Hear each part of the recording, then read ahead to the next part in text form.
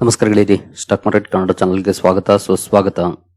ಗೆಳೆಯರಿ, ನಮ್ಗೆಲ್ರಿಗೂ ಈಗಾಗಲೇ ಯುದ್ಧದ ಇಂಪ್ಯಾಕ್ಟ್ ಏನಾಗುತ್ತೆ ಅಂತ ಗೊತ್ತಿದೆ. ಎಸ್ಪೆಷಲಿ ಯುದ್ಧದ impact oil and gas sector ನ ಮೇಲೆ ಹೆಚ್ಚಿಗೆ ಆಗುತ್ತೆ ಅನ್ನೋದು ಕೂಡ ಗೊತ್ತಿದೆ. ಅದರಿಂದ ಸಾಕಷ್ಟು ಸಮಸ್ಯೆಗಳಾಗಬಹುದು ಅಂತ ಕೂಡ ಗೊತ್ತಿದೆ. ಬಟ್ ಈಗ ಇನ್ನೊಂದು ಸುದ್ದಿ ಬಂದಿದೆ. ಆಯಿಲ್ ಅಂಡ್ ಗ್ಯಾಸ್ ಸೆಕ್ಟರ್ ಗಿಂತೂ ಇನ್ನೂ ಹೆಚ್ಚಿನ ನೆಗೆಟಿವ್ ಇಂಪ್ಯಾಕ್ಟ್ ಆಗುವಂತ ಒಂದು ಸೆಕ್ಟರ್ ಇದೆ. ಆ ಸೆಕ್ಟರ್ ನ ಬಗ್ಗೆ ನಾವು ಈ ವಿಡಿಯೋದಲ್ಲಿ ತಿಳ್ಕೊಳ್ಳೋಣ. ಜೊತೆಗೆ ಮಾರ್ಕೆಟ್ಗೆ ಸಂಬಂಧಪಟ್ಟಂತೆ ಇನ್ನೂ ಕೆಲವು ಸುದ್ದಿಗಳು ಕೂಡ ಇದೆ. ಅದ್ರ ಬಗ್ಗೆ ಕೂಡ ಒಂದಷ್ಟು ವಿಷಯವನ್ನ ತಿಳ್ಕೊಳ್ಳುವಂತ ಪ್ರಯತ್ನವನ್ನ ಮಾಡೋಣ. ಮೊದಲಿಗೆ ಡಿಸ್ಕ್ಲೇಮರ್ ಕೊಡ್ಲಿಕ್ಕೆ ಇಷ್ಟಪಡ್ತೇನೆ. ಇಲ್ಲಿ ಕವರ್ ಮಾಡ್ತಿರುವಂತ ಯಾವುದೇ ಸ್ಟಾಕ್ ಅನ್ನು ಕೂಡ ರೆಕಮೆಂಡ್ ಮಾಡ್ತಿಲ್ಲ. ನೀವು ಫರ್ದರ್ ಸ್ಟಡಿ ಮೆಡಿಟೇಷನ್ ತಗೊಳ್ಬಹುದು. ಆಸ್ ಎ ಎಜುಕೇಶನಲ್ ಪರ್ಪಸ್ ನನ್ನ ವಿಡಿಯೋ ಮುಂದೆ ತರ್ತಾ ಇದ್ದೀನಿ. ಹಾಗೆ ಡಿಸ್ಕ್ರಿಪ್ಷನ್ ಅಲ್ಲಿ ಅಕೌಂಟ್ ಓಪನಿಂಗ್ ಲಿಂಕ್ ಇದೆ. ಅಕೌಂಟ್ ಅನ್ನು ಓಪನ್ ಮಾಡ್ಕೊಳ್ಬಹುದು. ಇನ್ವೆಸ್ಟ್ಮೆಂಟ್ ಗೆ ಸಂಬಂಧಪಟ್ಟಂತೆ ನಿಮ್ಗೆ ಏನಾದರೂ ಸಪೋರ್ಟ್ ಬೇಕು ಅಂತಂದ್ರೆ ಈ ನಂಬರ್ ಗಳ ಮೂಲಕ ನಮ್ಮ ಟೀಮ್ ನ ಕಾಂಟ್ಯಾಕ್ಟ್ ಮಾಡಬಹುದು. ಇಲ್ಲಿ ಮೆನ್ಷನ್ ಮಾಡಿರುವಂತ ಎಲ್ಲ ಸರ್ವಿಸಸ್ ನಮ್ಮ ಮೂಲಕ ಸಿಗುತ್ತೆ. ಆದ್ರೆ ಇದಕ್ಕೆ ಕಂಡೀಷನ್ ಒಂದೇ, ನಮ್ಮ ಮೂಲಕ ಅಕೌಂಟ್ ಓಪನ್ ಆಗಿರಬೇಕು. ಹಾಗಾಗಿ ಅಕೌಂಟ್ ಓಪನ್ ಮಾಡ್ಕೊಂಡು ಕಾಂಟ್ಯಾಕ್ಟ್ ಮಾಡಬಹುದು. ಹೆಡ್ ಲೈನ್ ನೋಡಬಹುದು. Forget oil and gas, A bigger Iran war risk shaping up. ಈಗಾಗಲೇ ನಮ್ಗೆಲ್ರಿಗೂ ಕೂಡ ಗೊತ್ತಿದೆ ಆಯಿಲ್ ಅಂಡ್ ಗ್ಯಾಸ್ ನ ಮೇಲೆ ಇಂಪ್ಯಾಕ್ಟ್ ಆಗುತ್ತೆ ಅಂತ.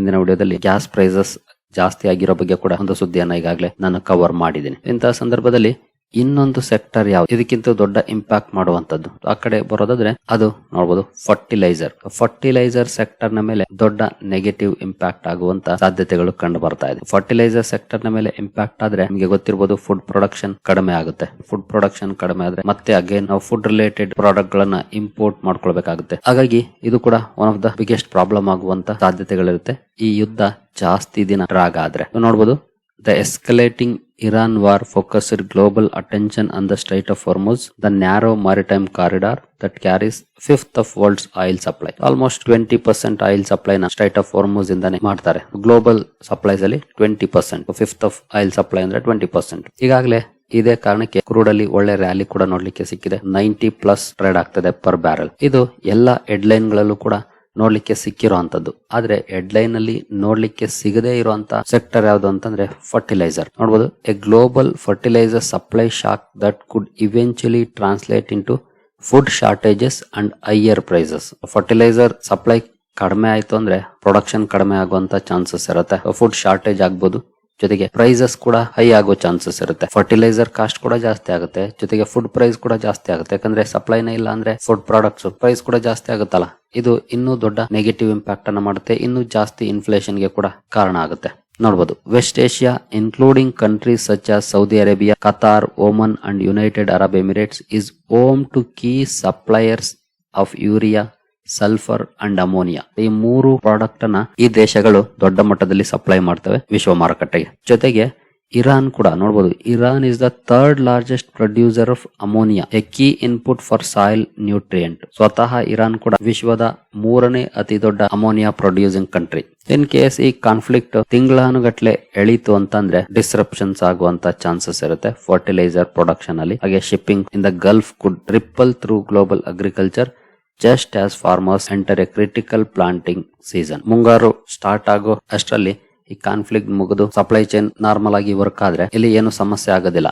ಬಟ್ ಅದಕ್ಕಿಂತ ಮುಂದಕ್ಕೆ ಡ್ರಾಗ್ ಆಯ್ತು ಈ ಕಾನ್ಫ್ಲಿಕ್ಟ್ ಅಂದ್ರೆ ಖಂಡಿತ ಇಲ್ಲಿ ಒಂದಷ್ಟು ಸಮಸ್ಯೆಗಳು ಆಗೋದ್ರಲ್ಲಿ ಯಾವುದೇ ರೀತಿ ಡೌಟ್ ಇಲ್ಲ. ನೋಡಬಹುದು, the overlooked vulnerability of fertilizer supply. ಸ್ವತಃ Middle East one of the world's largest fertilizer production hub. ಹಾಗೆ ಎಕ್ಸ್ಪೋರ್ಟ್ ಕೂಡ ದೊಡ್ಡ ಮಟ್ಟದಲ್ಲಿ ಇಲ್ಲಿ ಆಗುತ್ತೆ. ಹಾಗಾದ್ರೆ ಯಾಕೆ ಫರ್ಟಿಲೈಸರ್ ಶಾಕ್ ತುಂಬಾ ದೊಡ್ಡದಾಗಿರಬಹುದು ಅಥವಾ ಹಾರ್ಡ್ ಆಗಿರುತ್ತೆ? ಈ ವಿಚಾರಕ್ಕೆ ಬಂದ್ರೆ limited ability of the other producers to compensate for the lost supply. ಏನು ಮಿಡ್ಲ್ ಈಸ್ಟ್ ಇಂದ ಕೊರತೆ ಆಗುತ್ತೆ ಅದನ್ನ ಬೇರೆ ಯಾವುದೇ ಕಂಟ್ರಿ ರೀಪ್ಲೇಸ್ ಮಾಡೋದಕ್ಕೆ ಸಾಧ್ಯ ಇಲ್ಲ. ಯಾಕೆಂದ್ರೆ ಅಷ್ಟು ದೊಡ್ಡ ಪ್ರಮಾಣದ ಉತ್ಪಾದನೆಯನ್ನ ಬೇರೆ ಯಾವ ಕಂಟ್ರಿ ಕೂಡ ಮಾಡ್ತಾ ಇಲ್ಲ.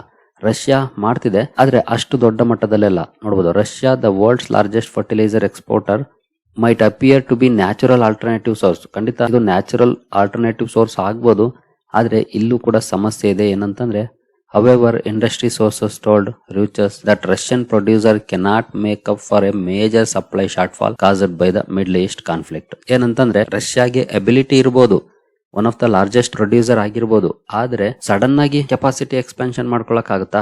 ಅದು ವರ್ಷಗಟ್ಟಲೆ ಮಾಡುವಂತ ಕೆಲಸ, ಸಡನ್ ಆಗಂತೂ ಮಾಡಕ್ ಆಗೋದಿಲ್ಲ. ಜೊತೆಗೆ ರಷ್ಯಾದ ಮೇಲೆ ಸ್ಯಾಂಕ್ಷನ್ಸ್ ಇದೆ, ಎಕ್ಸ್ಪೋರ್ಟ್ ರಿಸ್ಟ್ರಿಕ್ಷನ್ಸ್ ಇದೆ, ಜೊತೆಗೆ ಡೊಮೆಸ್ಟಿಕ್ ಕೊರತೆ ಆಗಬಾರದು, ಅವರ ದೇಶದಲ್ಲಿ ಕೊರತೆ ಆಗಬಾರದು, ಹಾಗೆ ನೋಡ್ಕೊಳ್ಬೇಕು. ಆ ರಿಸ್ಟ್ರಿಕ್ಷನ್ಸ್ ಕೂಡ ಇರುತ್ತೆ ಸ್ವತಃ ರಷ್ಯಾ ಸರ್ಕಾರದ್ದು. ಹಾಗಾಗಿ ಅಲ್ಲಿನ ಎಬಿಲಿಟಿಯನ್ನ ಲಿಮಿಟ್ ಮಾಡುತ್ತೆ. ಅಗೇನ್ ರಷ್ಯಾ ಪಾಸಿಬಲ್ ರಿಪ್ಲೇಸ್ಮೆಂಟ್ ಆದ್ರೂ ಕೂಡ ಬಟ್ ದೊಡ್ಡ ಮಟ್ಟದ ರಿಕ್ವೈರ್ಮೆಂಟ್ಸ್ ಇರುತ್ತೆ. ಏನು ಕೆಪಾಸಿಟಿ ಇದೆ ಅದಕ್ಕಿಂತ 4 ಪಟ್ಟು ರಿಕ್ವೈರ್ಮೆಂಟ್ ಇದೆ ಅಂದ್ರೆ ಸಾಧ್ಯ ಆಗೋದಿಲ್ಲ ಸಪ್ಲೈ ಮಾಡೋದಕ್ಕೆ. For example 1 metric ton capacity ಉತ್ಪಾದನೆ ಮಾಡುವಂತ ಸಾಧ್ಯತೆ ಇದೆ ರಷ್ಯಾ ಅಂತಂದ್ರೆ 10 ಮೆಟ್ರಿಕ್ ಟನ್ ಡಿಮಾಂಡ್ ಬಂದ್ರೆ ಎಲ್ಲಿ ಆಗುತ್ತೆ? ಈವನ್ 5 ಮೆಟ್ರಿಕ್ ಟನ್ ಡಿಮಾಂಡ್ ಬಂದ್ರೂ ಕೂಡ ಆಗೋದಿಲ್ಲ. ಕೆಪಾಸಿಟಿ ಇರೋದೇ 1 ಮೆಟ್ರಿಕ್ ಟನ್ ಅಂದ್ರೆ.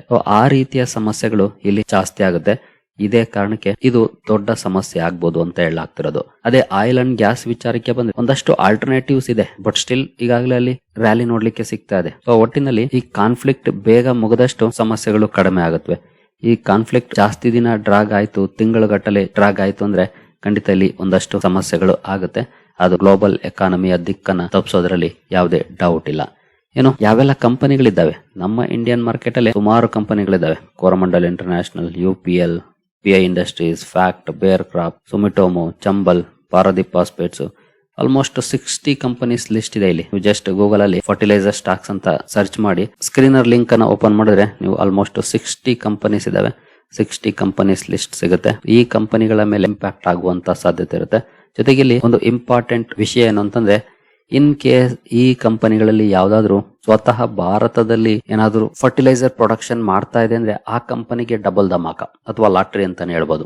ಯಾಕೆಂದ್ರೆ ಅವ್ರಿಲ್ಲೇ ಪ್ರೊಡಕ್ಷನ್ ಮಾಡೋದ್ರಿಂದ ಪ್ರೈಸ್ ಜಾಸ್ತಿ ಆಗುತ್ತಲ್ಲ, ಅದರ ಲಾಭ ಸಿಗುತ್ತೆ ಕಂಪನಿಗಳಿಗೆ. ಇಲ್ಲಿ ಕೆಲಸ ಮಾಡುವಂತ ಕಂಪನಿಗೆ, ಅದರಲ್ಲೂ ಡೊಮೆಸ್ಟಿಕ್ ಲೆವೆಲ್ ಅಲ್ಲಿ ಪ್ರೊಡಕ್ಷನ್ ಮಾಡುವಂತ ಕಂಪನೀಸ್ಗೆ. ಬಟ್ ಅಗೇನ್ ಏನಾದ್ರು ಅದೇ ಸೇಮ್ ಕಂಪನಿ ರಾ ಮೆಟೀರಿಯಲ್ಗೆ ಮಿಡ್ಲ್ ಈಸ್ಟ್ ಮೇಲೆ ಅಥವಾ ರಷ್ಯಾದ ಮೇಲೆ ಡಿಪೆಂಡ್ ಆಗಿದೆ ಅಂದ್ರೆ ಅಗೇನ್ ಸಮಸ್ಯೆನೆ. ಯಾಕಂದ್ರೆ ರಾ ಮೆಟೀರಿಯಲ್ ಟೈಮಿಗೆ ಸರಿಯಾಗಿ ಸಿಗೋದಿಲ್ಲ. ಕಂಪನಿಗೆ ಪ್ರೊಡಕ್ಷನ್ ಕೆಪಾಸಿಟಿ ಇದೆ, ರಾ ಮೆಟೀರಿಯಲ್ ಇಲ್ಲ ಅಂದ್ರೆ ವೇಸ್ಟ್ ಅಲ್ವಾ? ಅದೇ ರಾ ಮೆಟೀರಿಯಲ್ ಕೂಡ ಇಲ್ಲಿಂದನೇ ಹೊಂದಿಸ್ಕೊಂಡು ಅಥವಾ ಬೇರೆ ಸೋರ್ಸಸ್ ಗಳ ಮೂಲಕ ಹೊಂದಿಸ್ಕೊಂಡು ಪ್ರೊಡಕ್ಷನ್ ಮಾಡೋ ಕೆಪಾಸಿಟಿ ಒಂದಿದೆ ಅಂದ್ರೆ ಆ ಕಂಪನಿಗೆ ಲಾಟ್ರಿ. ಹಾಗಾಗಿ ಇದನ್ನು ಕೂಡ ನಾವು ನೋಡಬೇಕಾಗುತ್ತೆ ಇಂಪಾರ್ಟೆಂಟ್ ಆಗಿ. ಮೊದಲಿಗೆ ನಾವು ಮಿಡ್ಲ್ ಈಸ್ಟ್ ಇಂದ ಅಲ್ಲದೆ ಬೇರೆ ಯಾವೆಲ್ಲ ಕಂಟ್ರೀಸ್ ಇಂದ ರಾ ಮೆಟೀರಿಯಲ್ಸ್ ಅನ್ನ ಇಂಪೋರ್ಟ್ ಮಾಡ್ಕೊಳ್ತೀವಿ ಆ ವಿಚಾರಕ್ಕೆ ಬಂದ್ರೆ ನೋಡಬಹುದು. West Asia, Qatar, Saudi Arabia, ಹಾಗೆ ನಾರ್ತ್ ಅಮೆರಿಕಾ ಕೂಡ ಇದೆ. ಮೊರಾಕೋ, ಈಜಿಪ್ಟ್ ಇಂದ ಮತ್ತೆ ರಷ್ಯಾದಿಂದ ಕೂಡ ಇಂಪೋರ್ಟ್ ಮಾಡ್ಕೊಳ್ತಾ ಇದೆ. ಆ ಇಂಪೋರ್ಟ್ ಮಾಡ್ಕೊಳ್ಳೋದ್ರಲ್ಲಿ ಮೇಜರ್ ಕಂಪನಿಗಳು ನೋಡಬಹುದು. ಕೋರಮಂಡಲ್ ಇಂಟರ್ನ್ಯಾಷನಲ್ ಇದೆ, ಪಾರದೀಪ್ ಫಾಸ್ಫೇಟ್ಸ್ ಇದೆ, ಚಂಬಲ್ ಫರ್ಟಿಲೈಸರ್ಸ್, GSFC, GNFC. ಈ ಕಂಪನಿಗಳು ಕೂಡ ಅಲ್ಲಿಂದ ರಾ ಮೆಟೀರಿಯಲ್ಸ್ ಅನ್ನ ಇಂಪೋರ್ಟ್ ಮಾಡ್ಕೊಳ್ತಿದ್ದಾವೆ. ಇಲ್ಲಿ ಮಿಡ್ಲ್ ಈಸ್ಟ್ ಇಂದ ಬರ್ತಾ ಇದ್ರೆ ಮಾತ್ರ ಸಮಸ್ಯೆ. ನಾರ್ತ್ ಅಮೆರಿಕದಿಂದ ಬರುವಂತದ್ದು ಬರೋ ಚಾನ್ಸಸ್ ಇರುತ್ತೆ. ಬಟ್ ಕೆಲವು ಸಲ ಈ ರೀತಿ ಡಿಸ್ರಪ್ಷನ್ ಆಗುತ್ತೆ ಅಂತ ಅಲ್ಲಿನ ಕಂಟ್ರೀಸ್ ಏನಾದ್ರು ರೆಸ್ಟ್ರಿಕ್ಷನ್ ಹಾಕಿದ್ರೆ ಎಕ್ಸ್ಪೋರ್ಟ್ ಮಾಡಬಾರ್ದು ಅಂತ, ಆಗ ಸಮಸ್ಯೆ ಆಗುತ್ತೆ ಅಗೇನ್. ಈ ಕಂಪನೀಸ್ ರಾ ಮೆಟೀರಿಯಲ್ ನ ಇಂಪೋರ್ಟ್ ಮಾಡ್ಕೊಳ್ತಿದ್ದಾವೆ. ಅದರಲ್ಲೂ ನೋಡಬಹುದು rock, phosphate, phosphoric acid, ammonia, sulphur ಹಾಗೂ ಪೊಟ್ಯಾಶ್ ಅನ್ನ ಇಂಪೋರ್ಟ್ ಮಾಡ್ಕೊಳ್ತಿದ್ದಾವೆ. ಈ ಕಂಪನಿಗಳಿಗೆ ರೈಟ್ ಟೈಮ್ಗೆ ರಾ ಮೆಟೀರಿಯಲ್ ಸಿಕ್ಕರೆ ಸಮಸ್ಯೆಗಳಾಗೋದಿಲ್ಲ. ಆಕ್ಚುಲಿ ಒಳ್ಳೆ ಲಾಭವನ್ನ ಮಾಡ್ತವೆ ಕಂಪನೀಸ್. ಇನ್ ಕೇಸ್ ರೈಟ್ ಟೈಮ್ಗೆ ಸಿಕ್ಕಿಲ್ಲ ಅಂದ್ರೆ ಸಮಸ್ಯೆಗಳು ಅದೇ ಆಗುತ್ತೆ ಕಂಪನಿಗಳಿಗೂ ಕೂಡ. ಇನ್ನು ಯಾವೆಲ್ಲ ಕಂಪನಿಗಳಿಗೆ ಲಾಭ ಆಗ್ಬೋದು ಅಂತ ನೋಡಿದ್ರೆ ಖಂಡಿತ ಫರ್ಟಿಲೈಸರ್ ಅಲ್ಲಿ ಕೆಲಸ ಮಾಡುವಂತ ಒಂದಷ್ಟು ಕಂಪನಿಗಳಿಗೆ ಇದರ ಲಾಭ ಕೂಡ ಆಗುತ್ತೆ. ಪ್ರೈಸ್ ಜಾಸ್ತಿ ಆಗುತ್ತೆ, ಮಾರ್ಜಿನ್ಸ್ ಇನ್ಕ್ರೀಸ್ ಆಗುವಂತ ಚಾನ್ಸಸ್ ಇರುತ್ತೆ. ಬಟ್ ಅಗೇನ್ ಎಷ್ಟರ ಮಟ್ಟಿಗೆ ರಾ ಮೆಟೀರಿಯಲ್ ಅನ್ನ ಕಂಪನಿಗಳು ಪಡ್ಕೊಳ್ತವೆ ಅದ್ರ ಮೇಲೆ ಡಿಪೆಂಡ್ ಆಗುತ್ತೆ. Chambal fertilizer, Paradeep phosphates, IFFCO, FACT, Deepak fertilizers, Rashtriya chemicals ಅಥವಾ RCF ಈ ಕಂಪನಿಗಳಿಗೆ ಒಂದಷ್ಟು ಲಾಭ ಆಗುವಂತ ಚಾನ್ಸಸ್ ಇರುತ್ತೆ. ಬಟ್ ಅಗೇನ್ ರಾ ಮೆಟೀರಿಯಲ್ ಟೈಮ್ಗೆ ಸರಿಯಾಗಿ ಸಿಗಬೇಕು, ಆಗ ಮಾತ್ರ. ಇನ್ ಕೇಸ್ ರಾ ಮೆಟೀರಿಯಲ್ ಸಿಕ್ಕಿಲ್ಲ ಅಂದ್ರೆ ಈ ಕಂಪನಿಗಳಿಗೂ ಕೂಡ ಒಂದಷ್ಟು ಸಮಸ್ಯೆಗಳು ಅದೇ ಆಗುತ್ತೆ. ಅಂದ್ರೆ ಸಪ್ಲೈ ಕೆಪಾಸಿಟಿ ಇರುತ್ತೆ, ಬಟ್ ರಾ ಮೆಟೀರಿಯಲ್ ಇಲ್ಲದ ಕಾರಣಕ್ಕೆ ಸಪ್ಲೈ ಮಾಡೋದಕ್ಕಾಗೋದಿಲ್ಲ. ಸೊ ಈ ಕಂಪನಿಗಳ ಮೇಲೆ ಗಮನವನ್ನ ಇಟ್ಟಿರಬಹುದು ಯಾವ ರೀತಿಯ ಡೆವಲಪ್ಮೆಂಟ್ಸ್ ಆಗುತ್ತೆ ಅಂತ.